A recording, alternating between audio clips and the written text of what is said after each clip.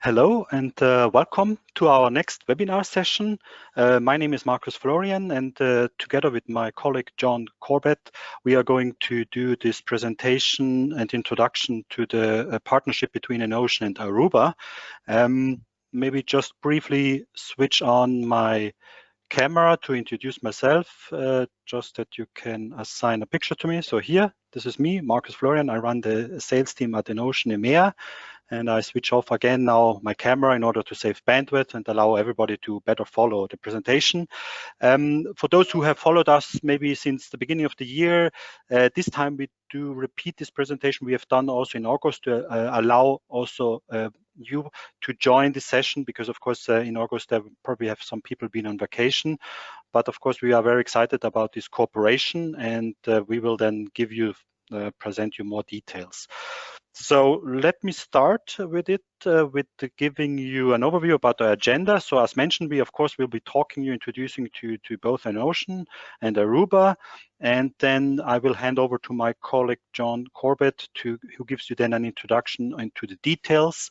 Gives you, of course, an overview about energy harvesting techniques in case you are not aware of those. And then, of course, we will also give you an overview about the EnOcean Alliance and the ecosystem of products. And then more importantly and interestingly, of course, we will be showing you some use cases where the technology has been already successfully deployed. So going on to the next page, give you a short introduction about EnOcean. EnOcean, we are the leader in self-powered IoT solutions. In this context, we provide energy harvesting components, modules, and products which are optimized for the use in a wireless environment. We support multiple protocols. Of course, we started with introducing and using the EnOcean protocol in the sub-gigahertz range, where we today are using 3 frequency, namely 868 megahertz for Europe, then 902 for the US, for example, and 928 for Japan. But we have also added support for the Zigbee protocol, and then most recently we have added also support for Bluetooth Low Energy. We are active since 2003, shipping products into the market, where we have shipped a double-digit million amount of products into the market. And these products are shipped by our partners and are used in well over 1 million buildings worldwide. So these are buildings ranging from small private homes, but also going up to big office buildings where our technology is being used for the various aspects of the building automation. We have a worldwide team, worldwide activity. Head office of EnOcean is in Germany, but of course we are present all around Europe and have also operations in North America, and then also have operations in Asia, either direct also with partners. Our activities are supported by a strong patent portfolio, which we continue to evolve and expand. And currently there's over 100 patents in over 50 patent families granted. So going on to the next page, just a few words also on this really exciting cooperation. EnOcean, of course, we are the leader and pioneer in energy harvesting, delivering maintenance-free information and data. And of course, you are well aware about Aruba, which is a division of Hewlett-Packard, who is the leader in providing IT infrastructure and also cloud connectivity. So Aruba is the leader in providing a wireless IT infrastructure. And so you now understand why we're excited about this cooperation, because of this combination can provide and offer totally new aspects in the building automation and much more flexibility. So now we will be going into further details, and I will be handing over to my colleague, John Corbett, who gives you then further details about this cooperation. So over to you, John. Thank you, Marcus. Okay, I'm John Corbett. I'm Sales Director for Northern Europe and Middle East, and I'll also go through the presentation for you now. So the partnership that we've got together is really to address the major issues of IoT sensing and infrastructure. So there are a number of problems associated with both putting an IoT system in, sensors, and running things on network. First of all, wired solutions are very time consuming and flexible. They're very costly to install because you have things like messy holes to put into walls and things like that, and lots of wires to drop down. And the drop wire cost alone can cost a considerable amount of money in a big building. Now you can use conventional wireless solutions, and that certainly gets over the wired problem. But they need batteries, and the batteries do need to be replaced. To be honest, in a domestic environment, that's probably not such a problem, but in a commercial environment, it's a big issue. We can talk a bit more of that later on. The other thing is that IoT sensors can't normally run on the primary IT network itself. People don't like separate, a gateway running into their own IT infrastructure, so you have to build things around it.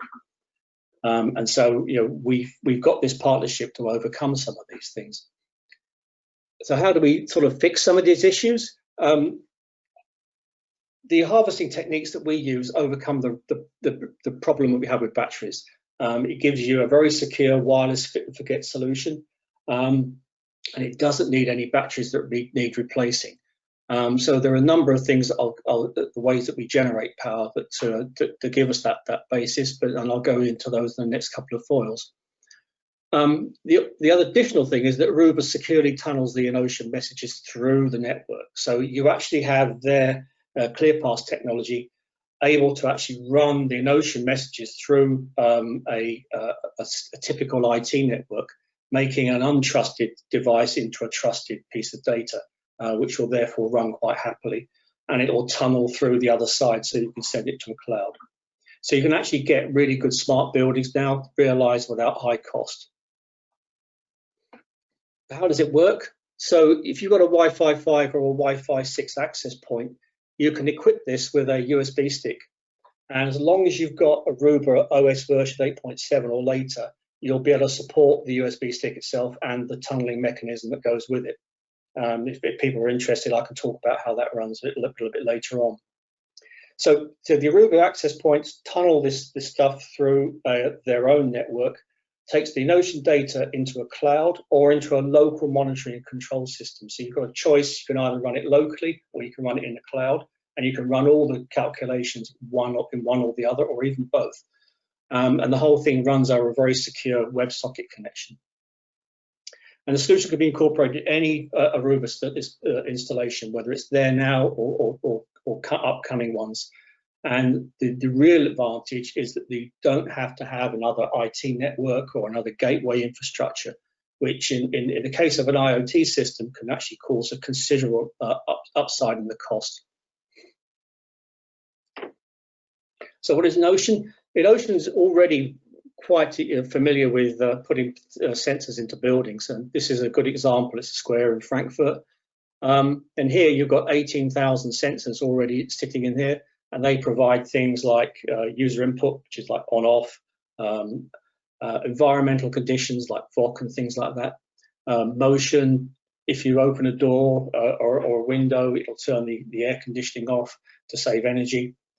So lighting control, air quality, humidity, all these things can be controlled within a building. And this building is a good example of where EnOcean's actually fitted that into a very flexible and highly intelligent infrastructure. I mean, frankly, it is more of a BMS infrastructure, but it's not much different than a typical IoT install either. So a big question for us is, have you used IoT systems before?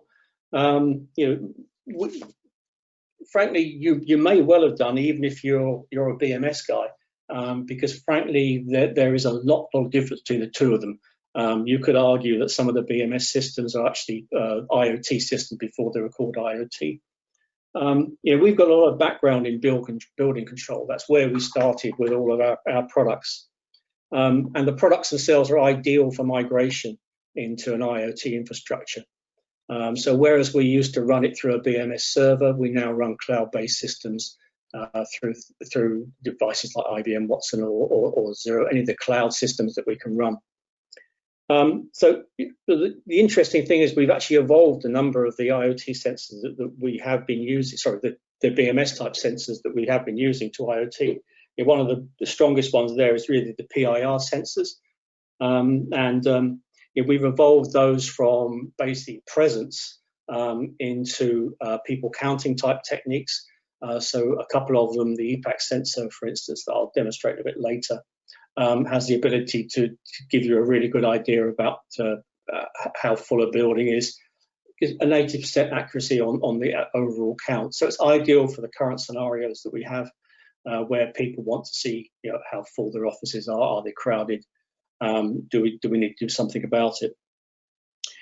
We've also got things like multi-sensors to actually check on presence of people, and those have been multitasked now into things like putting on a table, so that it'll tell you if somebody's actually working at a table, or on the back of a seat to tell you if somebody's presence on that seat. I see that we've got most of the poll in now, and it's a bit of a mixed one. So yes, the majority have used IoT, so that's a good thing. I will carry on through and hopefully educate you a bit more. So what's this energy harvesting stuff? So we use 3 primary methods for generating power. The first one is the kinetic energy harvesters. So this one is basically a transformer, if you like. You basically move a coil, a magnet inside a coil, and it generates power. And we use this primarily in all our switches. The devices that we've got here then get used in things like this battery-free switch module. So if you look at all the switches that we've installed, and we've installed about 4 million of them, they all employ this type of electrodynamic generator. It doesn't generate much power, but it doesn't need to, because the electronics that we use are able to actually do that. So kinetic energy is a primary one that we use. It's a one-way energy thing, so you click it, it says I'm on off, but it works very well, totally batteryless. Then you've got photovoltaic energy, obviously light, and typically these things are actually tuned for indoor light. So you can actually power up the device as long as you've got some lighting on or the curtains open, so that as long as there's a bit of light around, and as long as you've charged the devices up, which can take something like 4 to 6 hours, and then they will last for about 4 days in the dark, because they all have charge cells. These aren't actually, they're not replaceable. They last for many, many years. So there's no real problem in terms of overall working. But typically, they'll work day to day, and if you're away for the weekend, they'll carry on working, even if you shut the curtains. Excuse me. So thermal energy is the other one that we use, which is basically a Peltier element you use as a Seebeck effect. So where you heat one side, you cool the other, it will generate power. And we use these in things like thermostatic radiator valves, and those will actually work very well, again, autonomously. They will charge the cells inside it. They will motorize the actual device, so you actually have a motorized thermostatic radiator valve as well. So 3 primary methods. There are other ones we use, like a inductive harvester, which is used in our CTs. I'll talk a bit about that in a minute. So those are the 3 primary things that we do. All of these get rid of the idea of having to use a battery. It gives you a very good fit and forget solution. So how does this actually work? Excuse me a moment. So we actually have our typical sensors. Those will then work with the EnOcean USB stick that we've got here. You put the USB stick into the Aruba access point, and this will then tunnel through to some form of cloud, and then the cloud itself will actually have some form of dashboard mechanism that will translate the data into something that's readable on a PC or a tablet. As far as the sensors are concerned, EnOcean has a number of the ones that we show here, things like the multi-sensor, the window contact. But we've also got an alliance. The alliance is basically the manufacturers using EnOcean products. And it's about thousands and thousands of sensors, and there's hundreds of manufacturers. And this gives you quite a good choice in terms of style and various types of products that you can use. Because, for instance, we don't make air quality sensors, whereas another part of PressAct does. So there are a number of ways that you can actually get a complete IoT solution out of EnOcean and the EnOcean Alliance.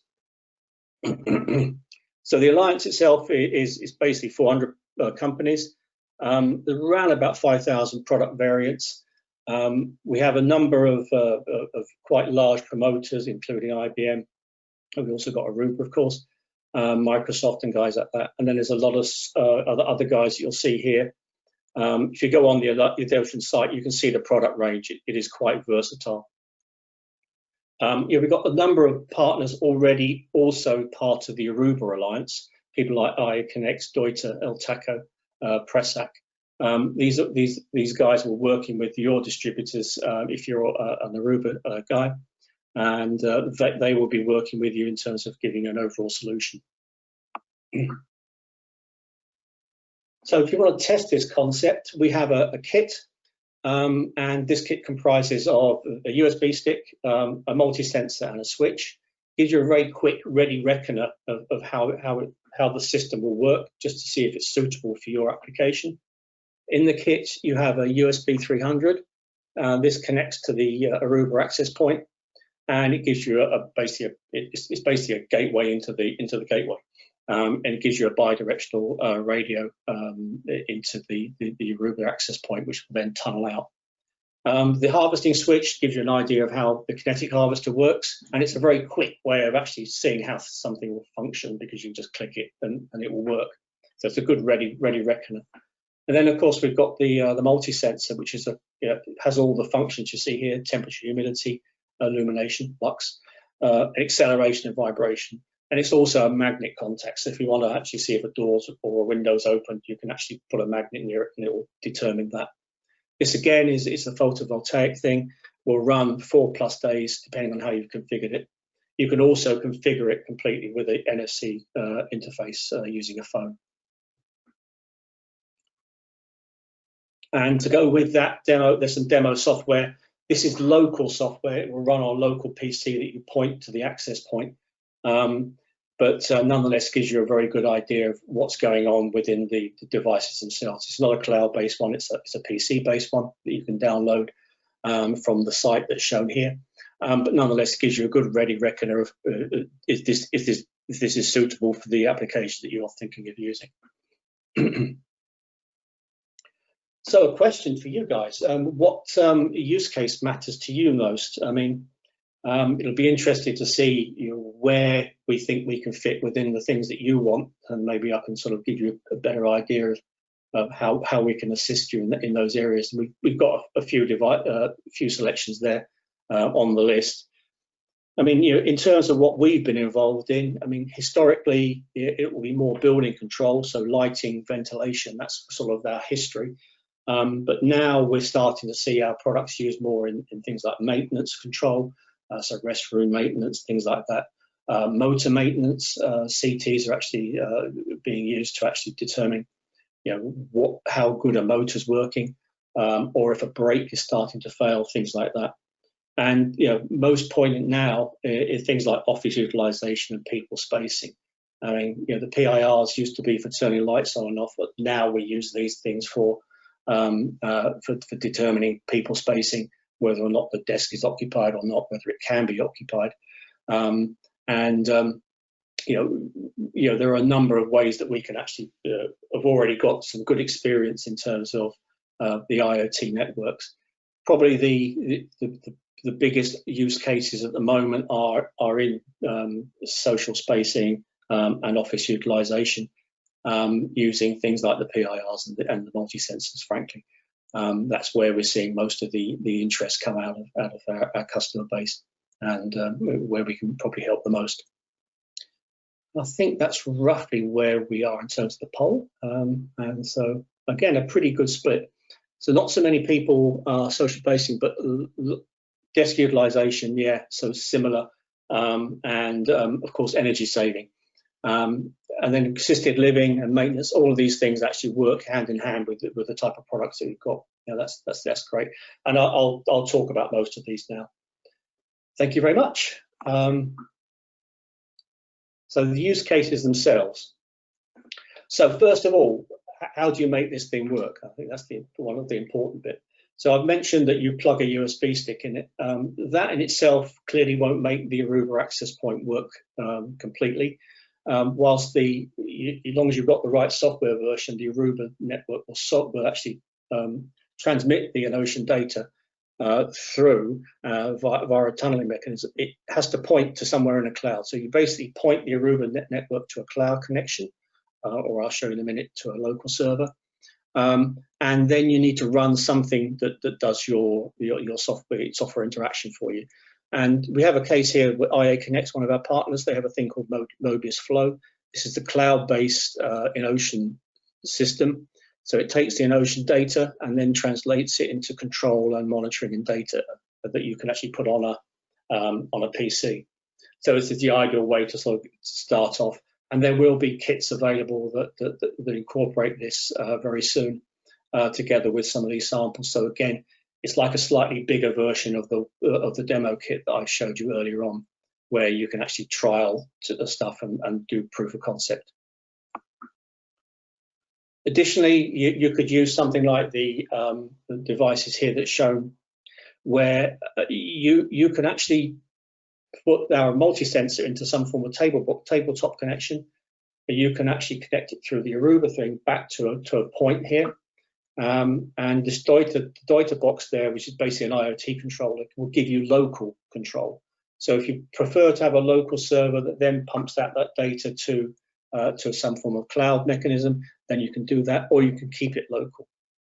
So this is another way you can actually run the system.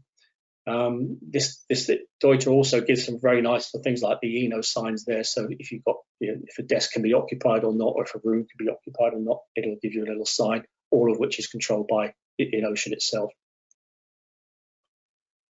So space utilization and social distancing, we have a number of sensors that will allow you to do that. And these are shown on this foil here. There are devices that will detect motion under a desk. It's basically a PIR heat sensor that sits under the desk, determine whether you're actually present there. There are things like people passing counters that will count you in and out of doors, and it will know the direction of traffic, so you can actually determine that. It could be used in retail as well as offices.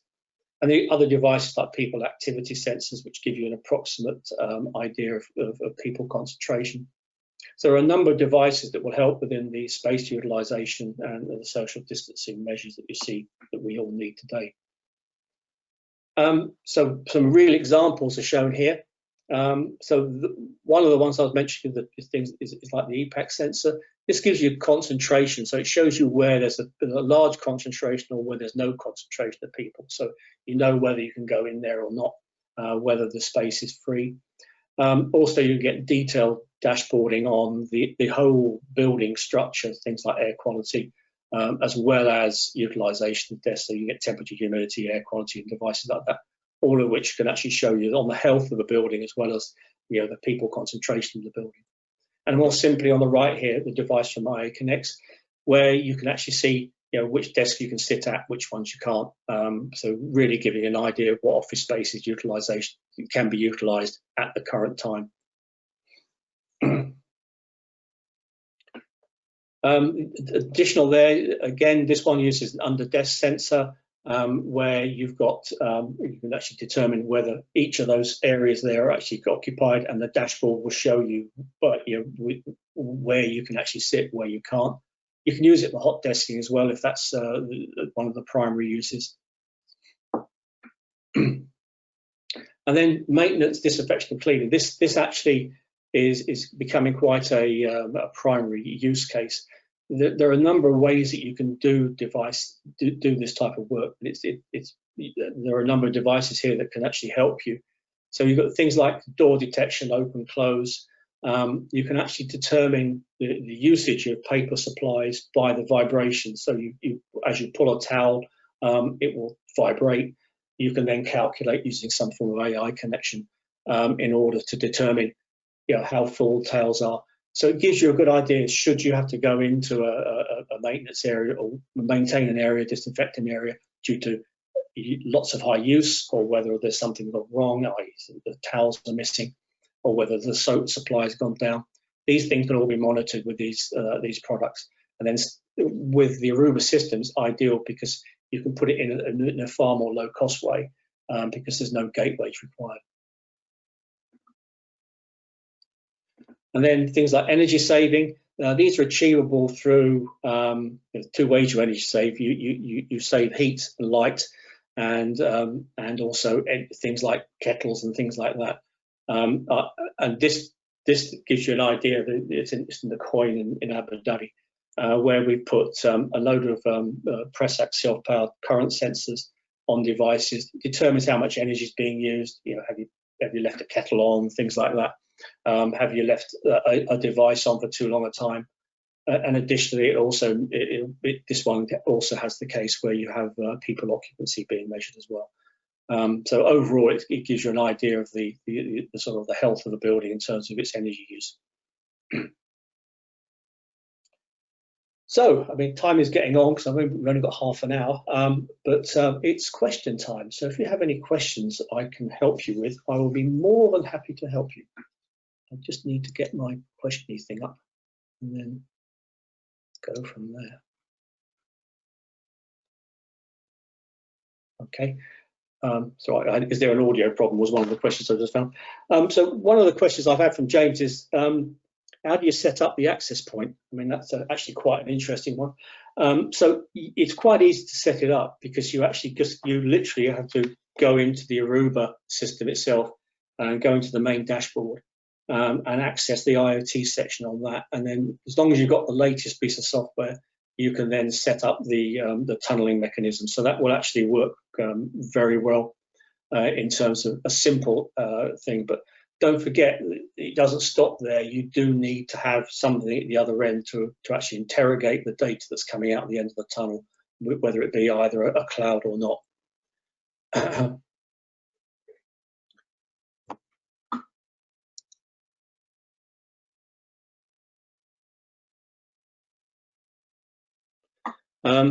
So yeah, the other thing is, can you just plug the USB stick in? Unfortunately, no. You do need to set everything up. The plugging of the USB stick into the actual Aruba access point isn't enough to actually make it function.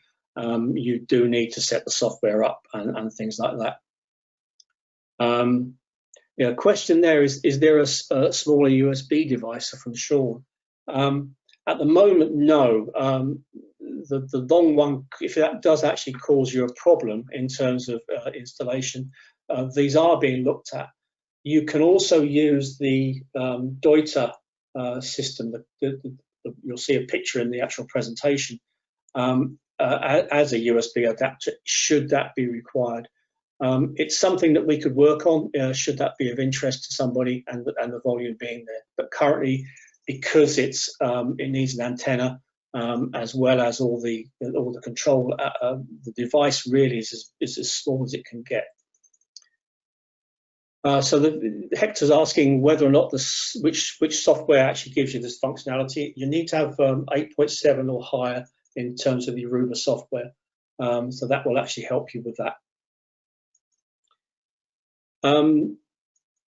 I think we're sort of running into a time problem, but one of the last questions I'll probably get to is, what's the advantage of wireless versus wired?